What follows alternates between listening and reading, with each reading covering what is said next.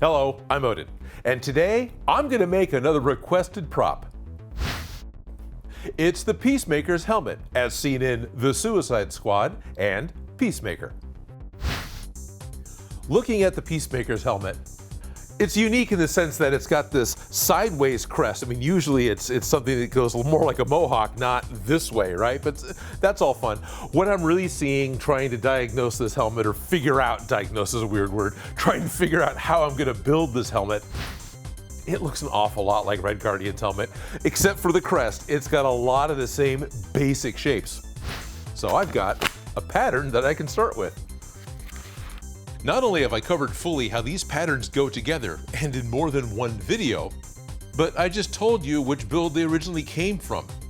So to keep this video moving, I traced the patterns onto 4mm HD foam, marking a left side version and a right side version of each piece, and marking all the registration lines, and finally just gluing all the parts together with contact cement.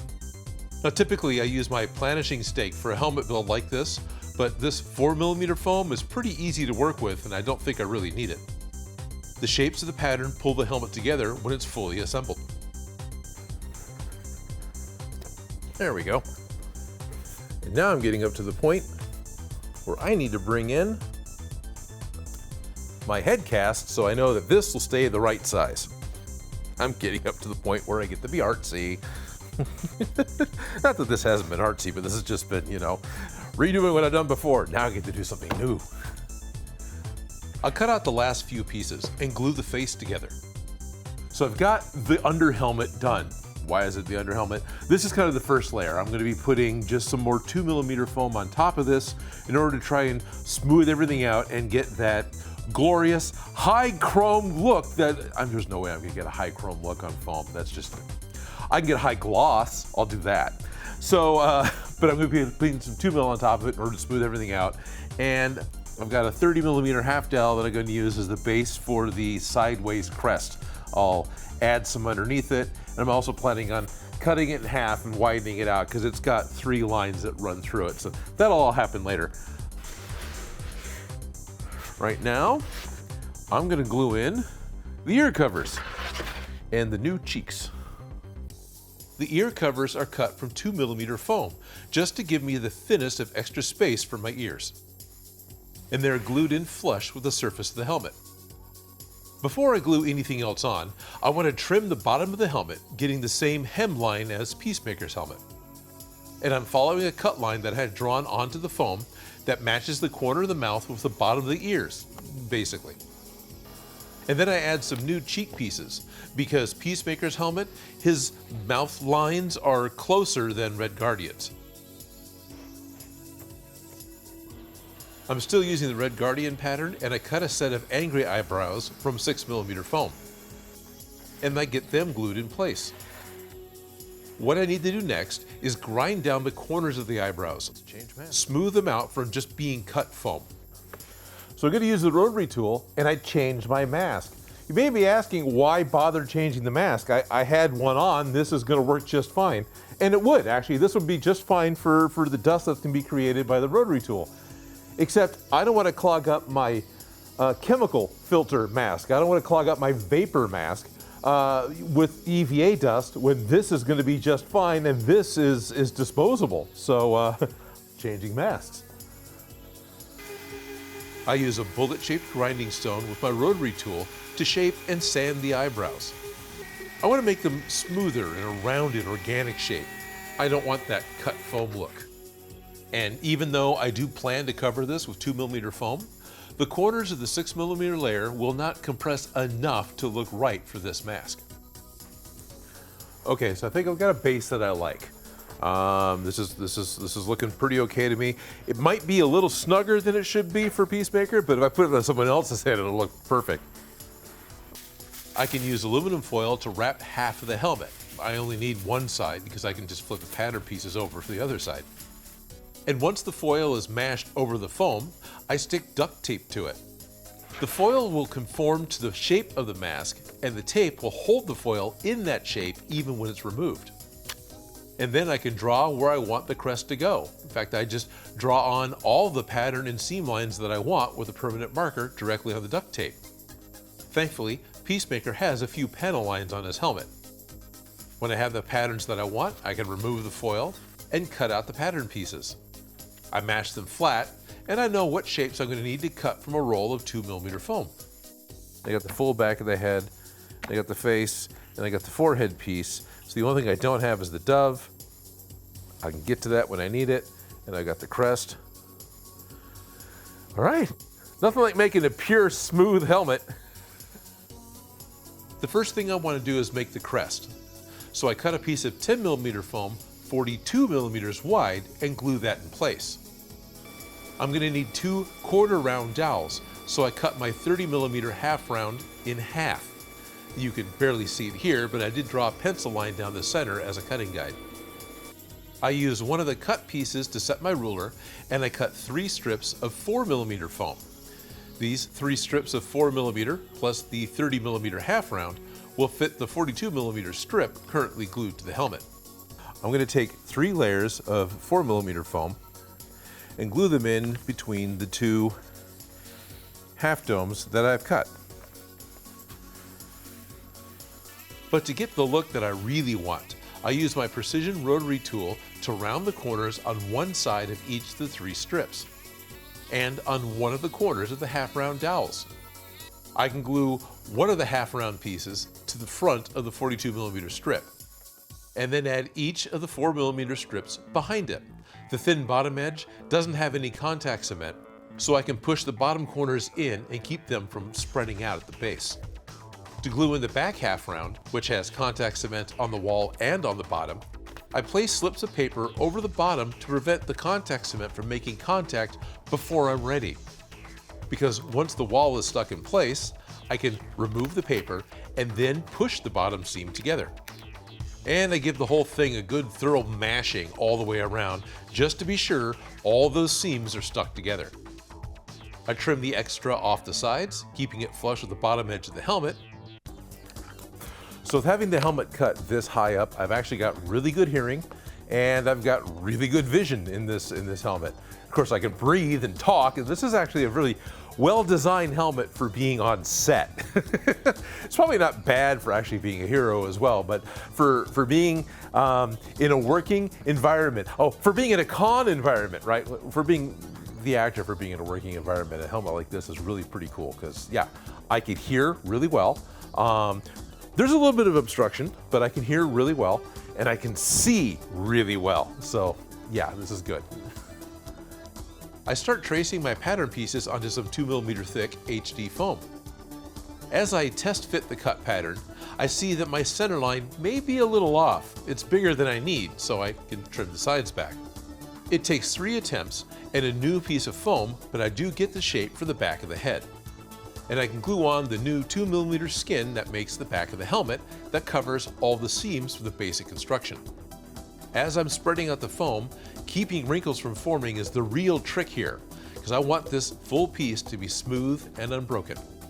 I fill in that open spot with pieces of 2mm foam. I am gluing flat sheet foam over a compound curve, so this open area is required, just some basic foam smithing problems. But the patchwork stuff is covered with a new sheet of 2mm foam, and everything is smooth and what I want. This new back of the head piece is modified from my aluminum foil pattern because I really did need one seamless piece. Probably the single most important marks I've got on this right now are my center points, up here and down here. Not this line, but the point that's right by my finger and the point down here that's right by my finger. I've got a center line marked here and a center line marked here, at least based off of the helmet itself. This is the best guide marks I've got. What I want to do is attach the top dead center to the top. And this is one of those things that I get kind of one shot. Kinda. It's not quite that bad, but almost. The 2mm is not going to survive a resticking. I stick the centers down first and then work the left side in place. But as I worked in the right side, I started pulling the foam too much and I realized what I was doing and stopped. So what I was doing there at first that was had me concerned, that I thought was wrong, is I had just grabbed the corner and I was just pulling the corner over where I wanted the corner to go. That was stretching the foam. I deformed the corner. It was turning into a, you know, a panhandle. It was an earlobe. It was no longer a corner. So heat it up, get it back to being normal, and slowly work it into place instead of just pulling it. Once the back panel is fully stuck down, I run a heat gun over the piece again, just trying to relax the foam and have it accept its new place in life. What I really have to laugh at least at myself, is because I redrew on the same piece a number of times, right? I just wanted to use this piece of foam. I didn't want to draw on a new piece of foam. I've got this line that's crooked. This isn't the center line, but my brain says that's the center line. And that becomes this optical delusion that it's bent, but it's not. It should be fine. I'll know for sure once it's painted, but right now, it should be fine. I double check the pattern will still fit. Probably should do that. And what I should do is round off all the edges around the holes, get them to look finished. One of the things I need to remember to do is leave a lot of extra foam for where the eyes are, because I need to roll the foam in and then sand it down, not end up short like I did a little bit here in the back, which bugs me, but I think I'm going to not be able to do anything about that. I trace the side of the face, and I cut right on the line for the sides that are going to touch other pieces, and I leave extra material around the eyes and along the bottom of the face. Then I cut out a pair from 2mm foam and mark where the bottom of the helmet is supposed to fit. And then I apply the right half of the face. This piece attached just the way I was expecting it to, and the edges are all smoothed out really, really well. It's almost like I made a pattern that fits this side perfectly. I cut the extra foam from the bottom and then from around the eye, and I sand all the edges down. As I apply glue to the other side of the face, I realized that I didn't trace a pattern for this oversized version. So while the contact cement is drying, I quickly trace an outline of this piece onto some paper. And then, when I start putting this piece on the face, starting next to the crest and working it on slowly. Oh, it's kind of a huge, oh man. Nope, this one's ruined. Nope. That one's on way crooked. I was going way too fast there. That's not good. The 2mm foam tore as I pulled it off, and to get those bits that are still stuck on, I can heat them with my heat gun, which will soften the glue bond and lets me mostly pull off all the big pieces for the face. So the mask got assembled asymmetrically. I noticed this when I was putting the crest on. I didn't think much about it. This side is actually further back than this side, so it's kind of crooked.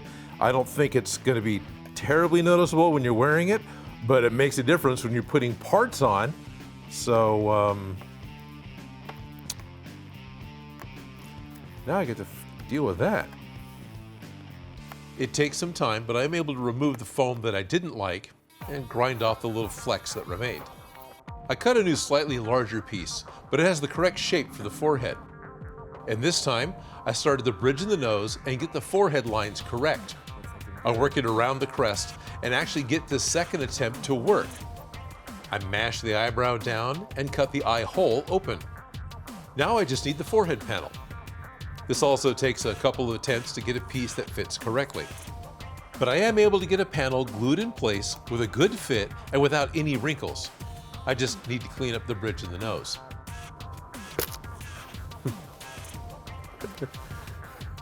I wasn't being careful. I took the razor knife and poked him in the eye. No! Okay. Just a touch more to clean up, and the 2mm skin is good to go. Last detail that I need to make is the dove piece for the forehead. I used some promotional artwork from the show and traced the logo in Inkscape. That also lets me adjust the size easily to fit the helmet. I cut the dove from its pentagon and from some 2mm foam, and then slowly place the pentagon, and then the dove. Both are glued in place with contact cement. All right, I've got the dove of peace on it. I'm good to go, right? Okay, what I need to do is, well, Plasti Dip it and then get it painted silver. Man, I wish I could get this to be that chrome. First, I cleaned off all the excess glue from the surface with some naphtha solvent, and then I sprayed a coat of black Plasti Dip spray. Once the spray dried, I wiped down the Plasti Dip with more naphtha, because it's also a solvent for Plasti Dip, not just contact cement, and it'll smooth out the surface, making it a little more glossy. I repeated that 3 times until I had a good shine on the Plasti Dip. Honestly, you can repeat it more, but it was time to move on. With spraying on a couple of coats of Plasti Dip Glossifier. And I wiped down each new layer of Glossifier as well. Because if you want chrome, it has to be crazy glossy smooth. Then, as desperation set in because all my time to finish the video was gone, I decided to go ahead and spray paint the helmet with some chrome silver spray paint. Now, this is not ideal. Spray paint will crack on foam. But if I need to, I can use some naphtha to remove all the spray paint, reapply some Plasti Dip, and try something more flexible in the future.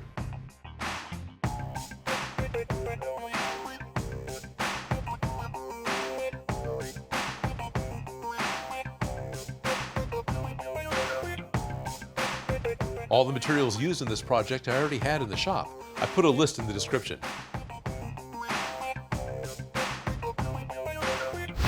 Okay, as far as helmets go, I still say this is fantastic for the person wearing it. It feels like I'm wearing a hat, right? It really isn't uncomfortable in any way. I can hear, I can breathe, I can speak, I can see. It isn't terribly tall. I'm probably pretty safe to go through doors. So this is actually a really good design and super compliments to Suicide Squad and James Gunn for making sure that this is kind of the direction they went, because this is good. this is safe to wear at a con because you're gonna hear everything. It's so, yeah, anyway. I just wish there was a way I could paint it and have it be that perfect 50s chrome. That was why I didn't do it when the movie first came out. Why I'm waiting around till the end of the series to put the helmet out. Because like, yeah, I really do need to make it. The character's a lot of fun to watch. The helmets are a great design. I love the fact that there's variants in helmets, which is also to my advantage. In a second. Okay, I'll go ahead and make it. The fact that I ended up really feeling like the best plan for me for this particular video was to go ahead and spray paint it is not a good plan. So just so you know, this will crack. Spray paint creates a hard shell, and a hard shell on a soft foam means you're gonna get stress cracks. So there's gonna come a time where there's gonna be cracks, there's gonna be fingerprint marks left, but this is also just the nastiness of chrome or any of the chrome paints. It is dry at least, right? I can touch it, doesn't come off of my fingers because some of the paints do that. So this one at least dried, but gonna have to try something in the future. All Clad does a fantastic chrome, but it needs the candy coat. It needs the clear coat that goes over it. Well, guess what? That gets stiff and it cracks. So I don't know if All Clad will work with Glossifier or not. That's definitely something to try.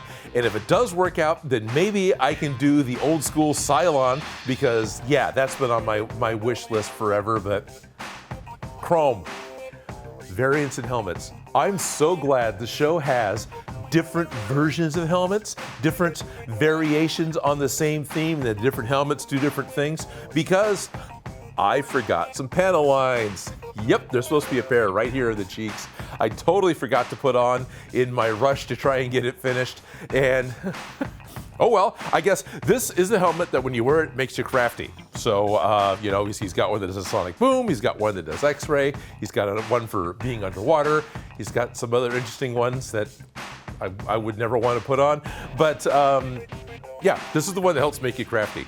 And gonna need to have some kind of a crafty helmet to help me in order to make something be super chromy and funky in the future, because I know there's gonna be lots of different ways you can make a silver helmet.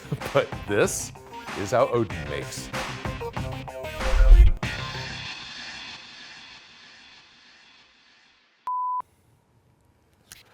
Okay, let's start gluing again.